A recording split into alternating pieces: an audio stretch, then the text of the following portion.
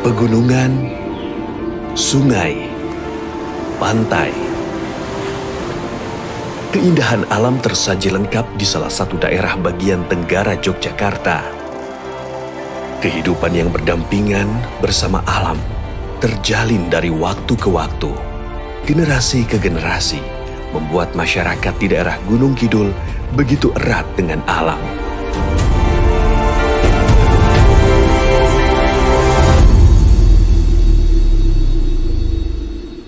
Di Gunung Kidul sendiri itu kekayaan alamnya cukup banyak sekali ya, bervariasi mulai dari sisi selatan, sisi utara, itu cukup banyak sekali komoditas-komoditas unggulannya. Nah, khusus di sisi tengahnya ini, di utara tengah, itu ada aloe vera yang saya mulai inisiasi semenjak tahun 2014 hingga saat ini. Juga dengan orientasi ekspor, dan saat ini saya juga mengolah dari produk turunannya dari hulu sampai dengan hilir, dari pembibitan, budidaya, sampai dengan pengolahan. Produk utamanya produk minuman, jadi makan dan minuman. Untuk aloe vera sendiri memang kenapa bisa ada di Gunung Kidul khususnya ya, di Desa Katongan, itu berawal dari saya dulunya seorang perantau, dari 2006 itu merantau ke Jakarta, juga kuliah, lulus sana, kerja di sana, pingin punya cita-cita kembali ke kampung halaman, di mana ketika saya nantinya kembali ke kampung halaman, itu saya bisa memiliki sebuah usaha yang bisa berdampak positif atau bahkan berkontribusi bagi lingkungan untuk meningkatkan perekonomian sedikit banyaknya.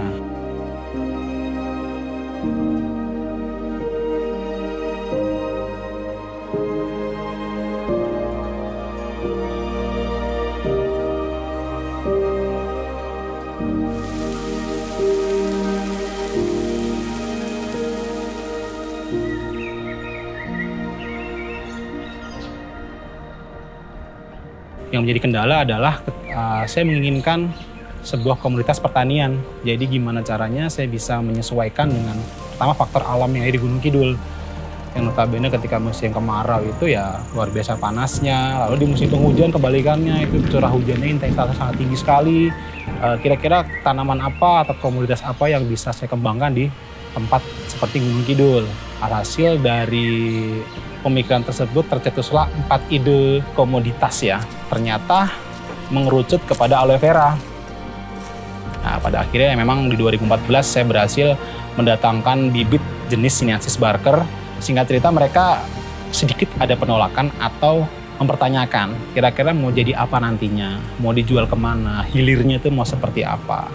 Cuma saya yakinkan bahwasanya di beberapa tahun ke depan ini akan menjadi suatu terobosan baru, komoditas baru yang bisa mengangkat perekonomian kita khususnya atau masyarakat sekitar pada umumnya.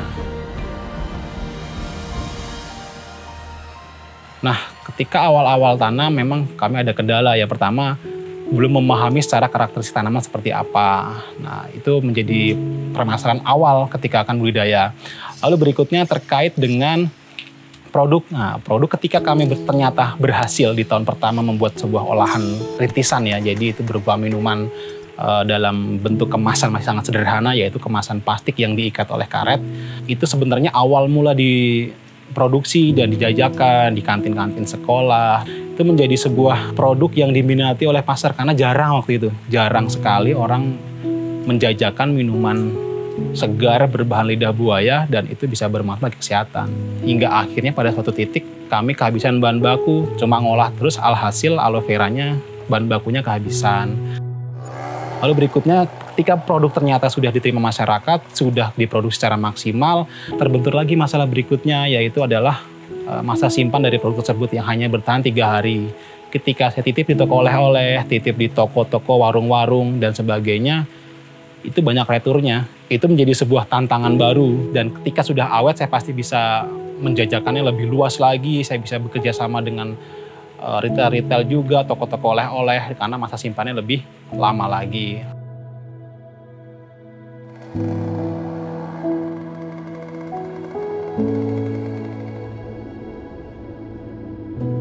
Jadi BMT Dana Insani itu memang awal berdirinya dalam konteks untuk mengantisipasi tumbuhnya bank-bank plecet.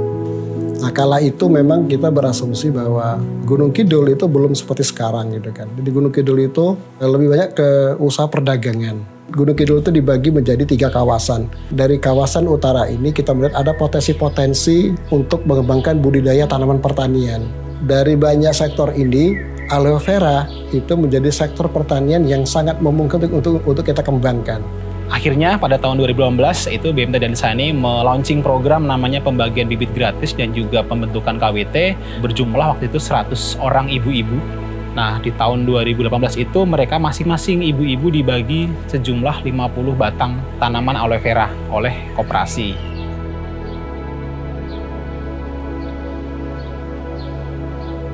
Proses kita mengakses LPDB itu sangat mudah gitu. Kemudian di LPDB kita mendapat banyak pembenahan terkait dengan tata kelola koperasi gitu kan. Untuk peran koperasi sendiri yaitu di sini KSPPS, BMT dan Insani itu sangat luar biasa sekali. Yang pertama BMT dan Insani menginisiasi untuk terbentuknya kelompok wanita tani. Nah, dampak LPDB ini kemudian kita bisa memberikan permodalan yang dampaknya kemudian bisa meningkatkan kapasitas yang ada di setiap sektor. Sehingga bisa menghasilkan kualitas olahan yang saya produksi. Nah, harapan kami budidaya aloe vera ini bisa punya peran untuk masuk ke sektor pariwisata, untuk menyediakan oleh-oleh khas Gunung Kidul dalam bentuk produk lidah buaya. Karena kita yakin bahwa 5 tahun, 10 tahun ke depan Gunung Kidul akan menjadi primadona para wisatawan domestik dan wisatawan internasional. Kita diyakinkan bahwa alam tak akan pernah mengingkari janjinya. Selama kita berjalan beriringan bersama alam, hari esok akan selalu ada jaminannya.